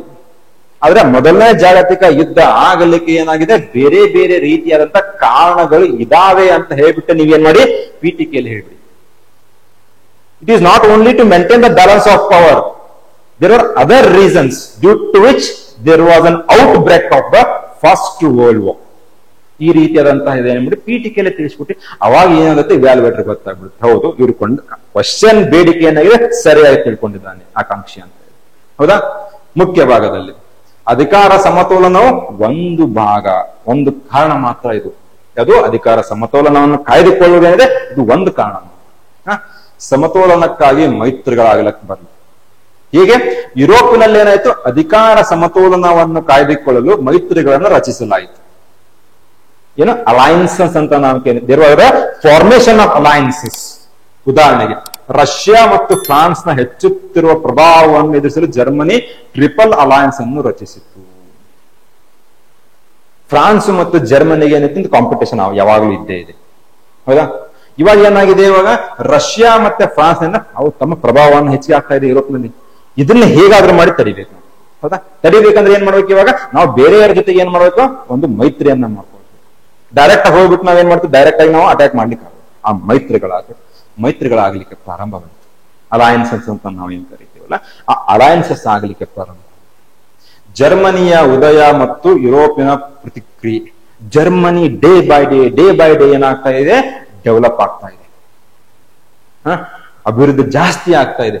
ಸೊ ಹೀಗಾಗಿ ಏನಾಯ್ತು, ಇಲ್ಲಿ ಆ ಒಂದು ಅಭಿವೃದ್ಧಿ ಆಗ್ತಾ ಇದೆ, ಡೆವಲಪ್ಮೆಂಟ್ ಆಗ್ತಾ ಇದೆ ಅಂದ ಮೇಲೆ ಅದನ್ನ ತಡೆಯೋದಕ್ಕೆ ಏನ್ ಬೇಕು ನಿಮ್ಗೆ, ಏನಾಗಬೇಕು, ಒಂದು ಸಾಧನ ಬೇಕು. ಹೌದಾ? ಜರ್ಮನಿಯ ತ್ವರಿತ ಕೈಗಾರಿಕೆ ಮತ್ತು ಸೇನಾ ಬೆಳವಣಿಗೆ, ಮಿಲಿಟರಿ ಬೆಳವಣಿಗೆ ಆಗುತ್ತೆ. ವಿಶೇಷವಾಗಿ ಅದರ ನೌಕಾ ವಿಸ್ತರಣೆ, ಏನು ನೇವಿ ತುಂಬಾ ಡೆವಲಪ್ ಆಗ್ಬಿಡ್ತದೆ. ಸಬ್ಮರೀನ್ಸ್, ಬೋಟ್ಸ್, ವಾರ್ಶಿಪ್ಸ್ ಇದೆಲ್ಲ ಬರ್ಲಿಕ್ಕೆ ಸ್ಟಾರ್ಟ್ ಆಯ್ತು. ಹೌದಾ? ಬ್ರಿಟನ್ನ ಪ್ರಾಬಲ್ಯಕ್ಕೆ ಏನಾಯ್ತು, ಧಕ್ಕೆ ಆಯ್ತು. ಯಾಕಂದ್ರೆ ಬ್ರಿಟನ್ ರಾಯಲ್ ನೇವಿ ಅಂತ ಕರಿತಾ ಇದ್ದು, ಅದು ಕೂಡ ಏನಿತ್ತು, ತುಂಬಾ ಒಂದು ಫ್ಯೂಚರಿಸ್ಟಿಕ್ ಆಗಿತ್ತು, ಡೆವಲಪ್ಡ್ ಆಗಿತ್ತು. ಸೊ ಹೀಗಾಗಿ ಆ ಒಂದು ನೌಕಾ ವ್ಯವಸ್ಥೆಯಲ್ಲಿ ಏನಾಗಿತ್ತು, ಬ್ರಿಟಿಷರ ಪ್ರಾಬಲ್ಯ ಇತ್ತು. ಆ ಪ್ರಾಬಲ್ಯಕ್ಕೆ ಏನಾಯ್ತು, ಇವಾಗ ಯಾವಾಗ ಜರ್ಮನಿ ನೌಕಾ ಏನು ವ್ಯವಸ್ಥೆ ಡೆವಲಪ್ ಆಯ್ತಲ್ಲ, ಅವರ ಪ್ರಾಬಲ್ಯಕ್ಕೆ ಧಕ್ಕೆ. ಸೊ ಯಾವಾಗ ನಮ್ಮ ಪ್ರಾಬಲ್ಯಕ್ಕೆ, ನಮ್ಮ ಇಂಟ್ರೆಸ್ಟ್ ಧಕ್ಕೆ ಆಗತ್ತಲ್ಲ, ಇದಕ್ಕೆ ಏನಾಗುತ್ತೆ, ನೀವು ಅವ್ರ ಪ್ರತಿಕ್ರಿಯೆ ಮಾಡ್ಬೇಕಾಗುತ್ತೆ. ಸೊ ಹೀಗಾಗಿ ಯುರೋಪಿಯನ್ನಲ್ಲಿ ಉದ್ವಿಗ್ನತೆ ಏನಾಯ್ತು, ಹೆಚ್ಚಿಗೆ ಆಗಲಿಕ್ಕೆ ಪ್ರಾರಂಭವಾಗುತ್ತೆ. ಹೌದಾ? ಮತ್ತೇನು, ವಸಾಹತುಶಾಹಿ ಪೈಪೋಟಿಗಳು, ಕೊಲನೀಸ್. ಈ ಏರಿಯಾ ಯಾರ ಅಂಡರ್ದಲ್ಲಿ ಬರಬೇಕು, ಬ್ರಿಟಿಷ್ ಯಾರಿಗೆ ರೂಲ್ ಮಾಡ್ಬೇಕು, ಜರ್ಮನಿ ಎಲ್ಲಿ ರೂಲ್ ಮಾಡ್ಬೇಕು. ಜರ್ಮನಿ, ಫ್ರಾನ್ಸ್, ಬ್ರಿಟನ್ ಎಲ್ಲರದ್ದು ಕೊಲನೀಸ್ ಇತ್ತು. ಫಾರ್ ಎಕ್ಸಾಂಪಲ್ ಇಂಡಿಯಾ ಬ್ರಿಟಿಷ್ ಕೊಲನಿ ಆಗಿತ್ತು. ಆಫ್ರಿಕಾದಲ್ಲಿ ಕೂಡ ಏನಿತ್ತು, ಫ್ರಾನ್ಸ್ ಕೊಲನಿ ಇತ್ತು. ಬ್ರಿಟಿಷ್ ಅಲ್ಲಿ ಕೂಡ ತಮ್ಮ ಕೊಲನೀಸ್ ಎಸ್ಟಾಬ್ಲಿಷ್ ಮಾಡಿದ್ರು. ಜರ್ಮನಿದವರು ಕೂಡ ಏನ್ ಮಾಡಿದ್ರು, ಕೆಲವೊಂದು ಕೊಲನೀಸ್ ನ ಎಸ್ಟಾಬ್ಲಿಷ್ ಮಾಡಿದ್ರು. ಇವಾಗ ಹೆಚ್ಚು ಪ್ರದೇಶಗಳು ಯಾರ ಕಂಟ್ರೋಲ್ ಅಲ್ಲಿ ಇರಬೇಕು, ಆ ಒಂದು ರೇಸ್ ಏನಾಗುತ್ತೆ, ಇದು ಸ್ಟಾರ್ಟ್. ಹೌದಾ? ವಸಾಹತುಶಾಹಿಗಳಿಗಾಗಿ ತೀವ್ರ ಸ್ಪರ್ಧೆ ಅಂತಾರಾಷ್ಟ್ರೀಯ ಸಂಬಂಧಗಳ ಮೇಲೆ ಪರಿಣಾಮವನ್ನ ಬೀರಿತು ಮತ್ತು ಅಧಿಕಾರ ಸಮತೋಲನವನ್ನ ಅಡ್ಡಿಪಡಿಸಿತು. ಯಾರು ಎಷ್ಟು ಕೊಲನೀಸ್ ಆಳ್ವಿಕೆ ಮಾಡ್ತಾ ಇದ್ದಾರೆ, ಯಾಕಂದ್ರೆ ಕೊಲನೀಸ್ ನೀವು ಎಷ್ಟು ಆಳ್ವಿಕೆ ಮಾಡ್ತಾರೆ ಅಷ್ಟು ನಿಮ್ಗೆ ಏನಾಗುತ್ತೆ, ಅದೇ ಇನ್ನು ಫಸ್ಟ್ ಇಂದಿನ ಪ್ರಶ್ನೆ ಡಿಸ್ಕಸ್ ಮಾಡಿದ್ರು, ರಾ ಮಟೀರಿಯಲ್ ಸಿಗುತ್ತೆ, ದುಡ್ಡು ಸಿಗುತ್ತೆ. ಹೌದಾ? ನಿಮ್ಮ ಪ್ರಾಬಲ್ಯ ಇನ್ನೂ ಹೆಚ್ಚಿಗಾಗುತ್ತೆ. ಹೌದಾ? ಉದಾಹರಣೆಗೆ ಮೊರೊಕನ್ ಬಿಕ್ಕಟ್ಟು. ಮೊರೊಕೊ ಅನ್ನೋದೇನು ಒಂದು, ಅದು ಕೂಡ ಏನಾಗಿತ್ತು, ಒಂದು ಪ್ರದೇಶ. ಆ ಪ್ರದೇಶ ಏನಾಗಿತ್ತು, ಫ್ರಾನ್ಸ್ದವ್ರಿಗೆ ಬೇಕಾಗಿತ್ತು, ಜರ್ಮನಿದವ್ರಿಗೂ ಬೇಕಾಗಿತ್ತು. ಆ ಒಂದು ಮೊರೊಕನ್ ಕ್ರೈಸಿಸ್ ಅಂತ ಹೇಳ್ಬಿಟ್ಟು ನೀವು ಓದ್ತೀರಾ ವರ್ಲ್ಡ್ ಹಿಸ್ಟ್ರಿದಲ್ಲಿ. ಇವಾಗ ಏನಾಗಿತ್ತು, ಫ್ರಾನ್ಸ್ಗೆ ಏನಾಗುತ್ತೆ, ಒಂದು ಮೇಲ್ಗೈ ಆಗಿಬಿಡುತ್ತೆ. ಆ ಮೊರೊಕೊ ಅನ್ನೋ ಒಂದು ಐಲ್ಯಾಂಡ್ ಏನಿದೆಯಲ್ಲ, ಫ್ರಾನ್ಸ್ ಹಂತದಲ್ಲಿ ಹೋಗ್ಬಿಡುತ್ತೆ.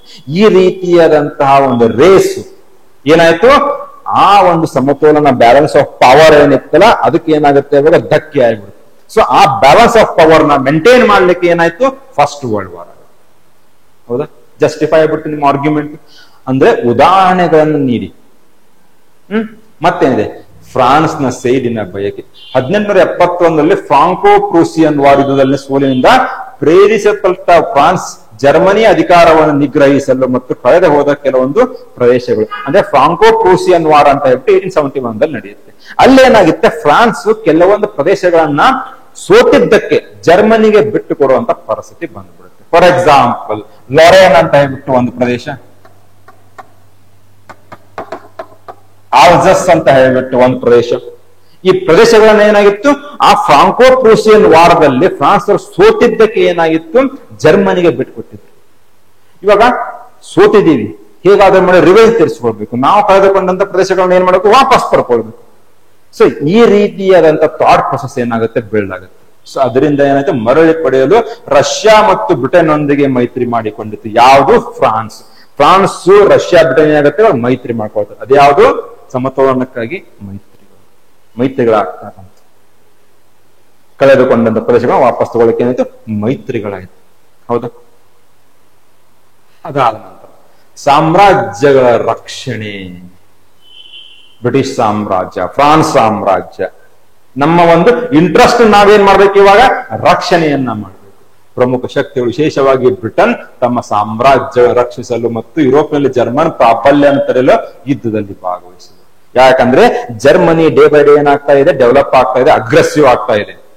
ಸೊ ಹೀಗಾಗಿ ತಮ್ಮ ಪ್ರಾಬಲ್ಯವನ್ನ, ತಮ್ಮ ಒಂದು ಹಿತಾಸಕ್ತಿಗಳನ್ನ ಕಾಪಾಡಿಕೊಳ್ಳಲಿಕ್ಕೆ ಏನಾಗಿದೆ, ಮೈತ್ರಿಗಳಾಯಿತು. ಯುದ್ಧಗಳಲ್ಲಿ ಏನಾದ್ರೆ ಎಲ್ಲರೂ ಭಾಗವಹಿಸ್ತಾ.